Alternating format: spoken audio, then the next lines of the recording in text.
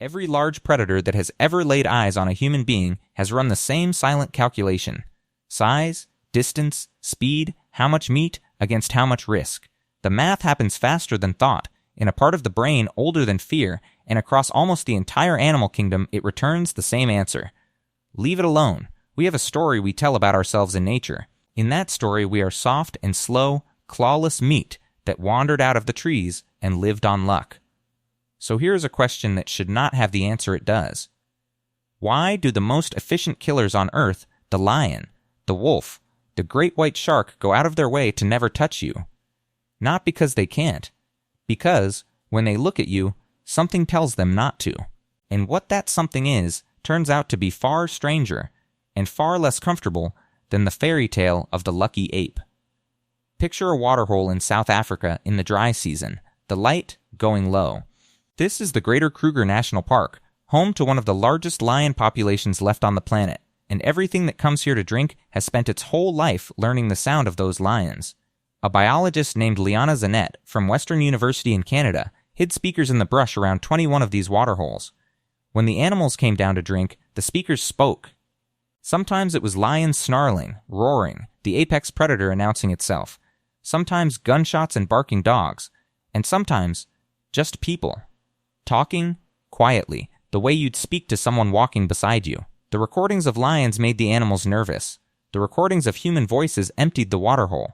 Across 19 species elephants, giraffes, leopards, the hyenas. The warthogs, the animals, were twice as likely to bolt, and they abandoned the water far faster for the murmur of a human voice than for the roar of a lion. Nearly 95% of them feared us more than the king of beasts. Not a gunshot, not a predator's roar.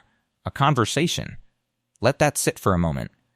In the most lion-dense wilderness on Earth. The lion is not the most frightening thing at the waterhole. You are. But fear and hunger are not the same thing. An animal can be terrified of you and still, in theory, eat you. So the real mystery isn't why they run. It's why the ones built from birth to kill the ones with the teeth and the speed and the appetite almost never decide that you are worth it. And to find that answer, you have to leave the land and go somewhere you have no instincts at all. Every year, sharks kill about 6 people, not in one country, on the entire planet, in every ocean, across the whole year. 6.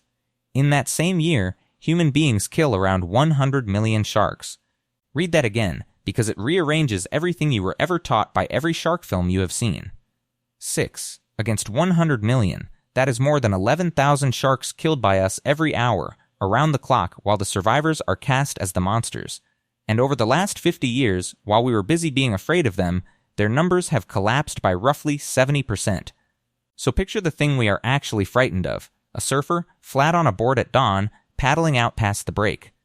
Below, in the gray water, a young great white, rising slowly toward the silhouette at the surface. In 2021, a researcher named Laura Ryan at Macquarie University in Sydney built a model of exactly what that shark sees in that moment.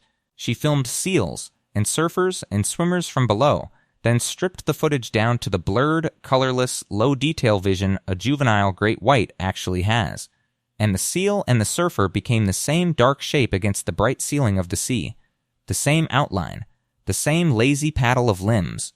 The shark in that story is not a man-eater. It is a nearsighted teenager that mistook a silhouette, took one exploratory bite, and in almost every case understood its error and let go. The horror is only this. Its jaws were built to kill something the size of a seal, and we are softer than seals. The rare death is not a hunt. It is a case of mistaken identity, paid for with a body that was never the target. So if you are barely on the menu by accident, and not at all by design, then any predator that truly commits to killing you is making a deliberate choice. And to understand why they almost never make it, you have to think the way a starving animal thinks. A wild predator is not greedy. It is an accountant doing brutal sums every single day. Every hunt costs energy it may not be able to spare. Every hunt risks injury, and in the wild, an injury is rarely just an injury. A cracked tooth, a kicked rib, a torn paw on a creature that lives by running and biting is often a slow sentence of starvation. So predators do not chase the most food. They chase the safest food. The limping one, the young one, the one that will not fight back. And then there is you. Bony, slow, yes but loud, and rarely alone, and carrying a history written into every animal that has ever met us. The history of the creature that makes fire, that throws things that kill from a distance, that comes back the next day with others and does not forget. On that ledger, you are a terrible deal. High risk, low return, easy to refuse. But there is something underneath even the arithmetic, and this is where it stops being about danger and starts being about something colder. To a predator, prey is not just food. It is a recognized shape, a movement the brain has filed over thousands of generations under a single word, eat. Biologists call it a search image. The lion's search image is a limping zebra. The great white's is a seal at the surface, which is the whole tragedy of the surfer. Every hunter carries a library of the things that count as a meal. And here is the quiet, unsettling truth at the center of all of this. After hundreds of thousands of years sharing this planet with every predator on it, we never made it into the library. We never became a recognized meal in the mind of the animals around us. We became the other entry, the danger, the shape you flee. When a predator looks at you, it is not failing to see food. It is seeing the one thing its whole species has spent its evolutionary history learning to survive. Now, you might be thinking the obvious thing, that animals only fear us because we shoot them. That this is learned guns and traps, drummed into them one generation at a time and nothing deeper than that. The researchers thought you would say that. So look again at where they ran the experiment. A protected reserve. Animals that are not hunted. Generations that have never once heard a rifle raised in their direction. And still, the murmur of a human voice frightened them more than anything else alive. This does not look like a lesson each animal learns. It looks like something carried in the blood, arriving already installed, the way a newborn flinches from a falling shadow. The fear of us has sunk so deep it no longer needs a reason. Which brings us, finally, to what we actually are. Because the same scientists gave the thing a name, and it is not a kind one. The super predator. When they measured it, humans were found to kill the smaller meat eaters, the foxes, the raccoons, the mid-sized carnivores at roughly 5 times the rate any wild predator does. And the big ones, the lions and wolves and bears, the animals that have starred in every nightmare our species has ever had, we kill those at about 9 times the rate they kill each other. There is no animal on this planet that hunts at our scale. None. The lion is the terror of a single valley. We are the terror of every valley at once. You are the most dangerous animal that has ever lived. Not the lion, not the shark. You, not as an insult, and not as a metaphor, as a measured fact. That is why the predator in the dark does not want you. The same instinct that has always, somewhere underneath, let you feel safe at the top of the world is the instinct every wild thing feels staring back at you from the bottom of it. And there is a weight to that, if you let yourself feel it.